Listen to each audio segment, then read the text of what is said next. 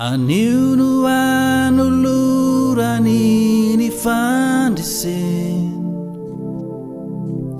izay efa nandrasako hatriny eny.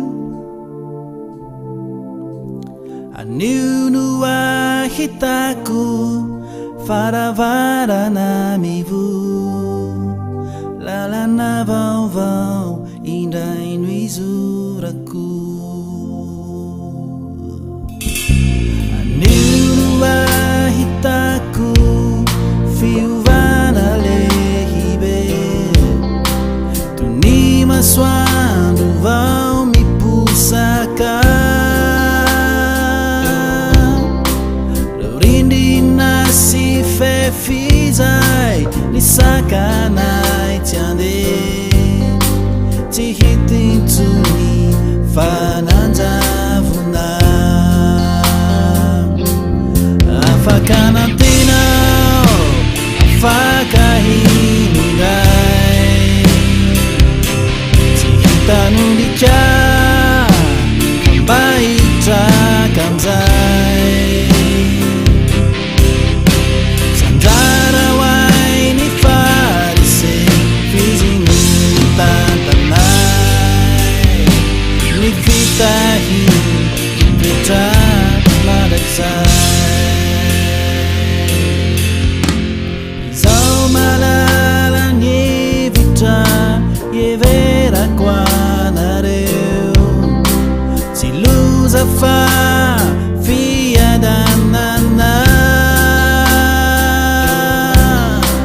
amelona indray ny fanantenanamponareo, iaino sy amaly vavaka.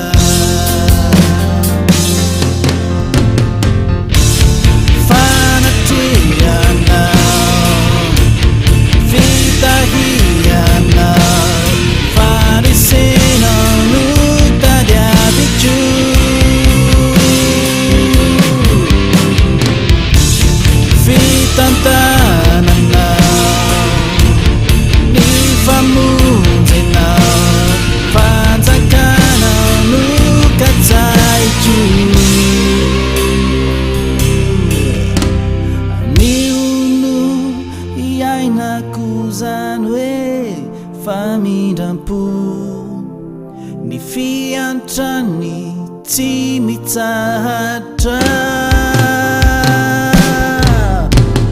zay mitady angejay misoriny avoko.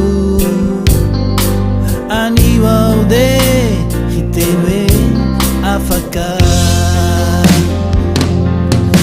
afaka nantenao, afaka hinindray, tsy hitan'olika fa mba hitraka amizay. Tsy anjara hoay ny fariseny fizy ny tantanay, ny fitahiny mipetra mandrakizay.